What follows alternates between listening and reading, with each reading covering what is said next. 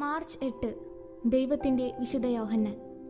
എല്ലാവർക്കും സദാ നന്മ ചെയ്യുക എന്ന ആപ്തവാക്യം നെഞ്ചിലേറ്റിക്കൊണ്ട് തൻ്റെ സമയവും കഴിവും അവശരായ വ്യക്തി ജീവിതങ്ങൾക്ക് വേണ്ടി ശുശ്രൂഷയുടെ ജീവിതം സമർപ്പിച്ച മഹത് വ്യക്തിത്വത്തിനുടമയാണ് ദൈവത്തിൻ്റെ വിശുദ്ധ യോഹന്നാൻ. പോർത്തുഗലിൽ ഭക്തരായ മാതാപിതാക്കളിൽ നിന്നാണ് വിശുദ്ധ യോഹന്നാൻ ഭൂജാതനായത്. കാസ്റ്റീലിൽ ഒരു പ്രഭുവിൻ്റെ കീഴിലെ ഒരാട്ടിടയൻ കൂടിയാണ് ഈ വിശുദ്ധൻ.